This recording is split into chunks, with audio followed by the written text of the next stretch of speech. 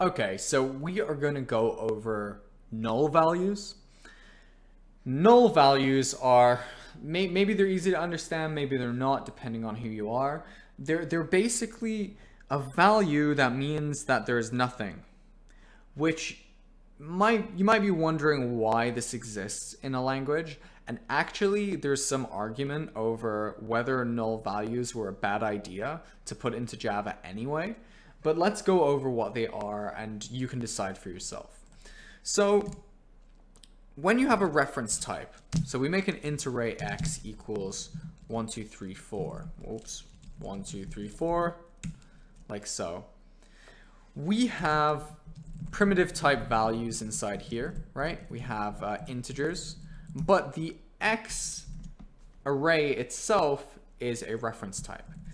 And if we say print, we're going to print the reference, we're going to print the address in memory, actually, because that's what it's referencing. It's referencing computer memory. Press go. There we are.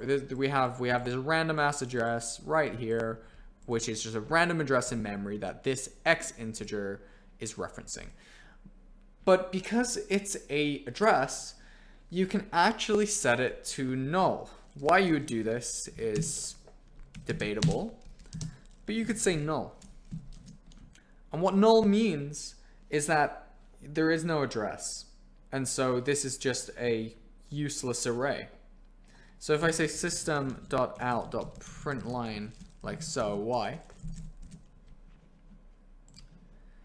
We just get null. And that's because we haven't referenced anything. We've made an array, but that array is a reference type that references no memory, and so there's nothing in this array, so it's completely empty.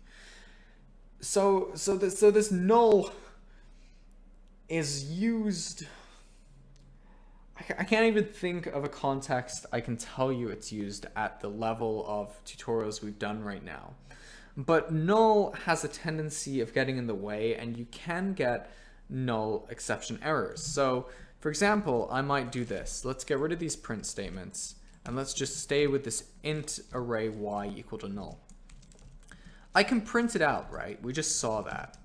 We can print out system.out.println y, and we're gonna get null. But y is an int array type, so we can do things to it that we can normally do to arrays, right? We could say y at position 0. See what happens.